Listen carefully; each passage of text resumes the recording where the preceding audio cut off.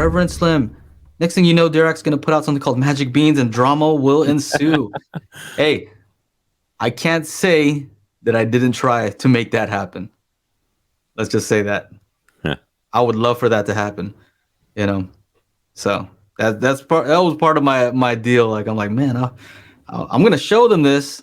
Okay, so I mean, I guess I can say what I did. Like I was just doing some A/B comparisons. I'm like, hey, here's Dirac, right? And the default stuff that it does. Now, the thing is that, of course, you can change your own curves and do all your stuff with Dirac, but you know, I think a lot of it has to do with people who are not us, right? Mm-hmm. Who just want to run it, and whatever it says is the answer. They're not going to go and try to download any curves. They're not going to try to do anything like that. They're just going to run it, hit OK, and then that's it. They're done, you know? So I thought it would be interesting to do a comparison. It's pretty unfair, to be honest, in some ways, between their automatic versus what took me, I don't know, 8 hours to do, right? Mm-hmm. So yeah, I think in ways, I would say that I think mine was superior in a tonality sense, you know? Okay. And I don't know that they would disagree with that, to be honest. I think that's the main thing, you know?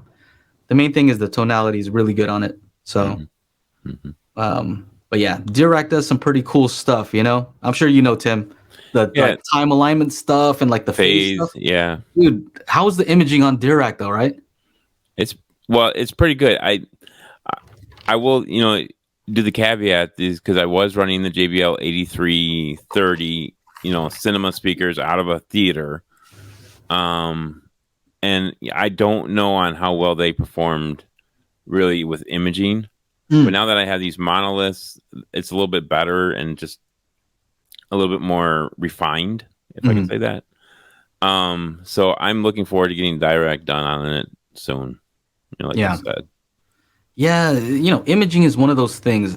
I wouldn't say that imaging is the top, you know, if like for most people, if you're to decide like this system versus that system, I'm sure that imaging is up there somewhere, you know, how accurate something images, but I wouldn't say it's a top thing, you know. Yeah. If you had something that imaged real well but doesn't have enough bass, you know, I think you'd probably want something with more bass. Unless you have a one-seat theater. Yes. So I think bass is extremely important, having the right tonality. Yeah, but what I've noticed with Dirac is, you know, just more precision, right? So sometimes it's fun when you don't have it calibrated because, you know, stuff is kind of happening all over the place. But you realize sometimes you run the calibration, like, oh, that's only supposed to come from this one location, not all these different locations. Yeah. So I think a lot of people aren't used to that because it just seems like sometimes it seems like a narrower soundstage, when in actuality it's just more precise. And when you listen to something that's supposed to sound wide, it still sounds wide. It's just not that. It's just everything doesn't sound wide. You know what I mean? Yeah.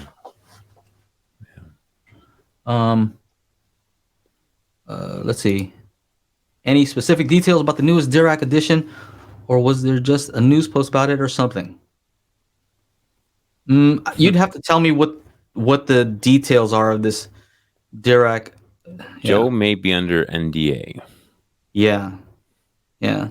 I guess I can. If you bring something up, that's not my fault. Yeah, you can bring up whatever you like. All right. If you would like to join us every week on Mondays at what time is it?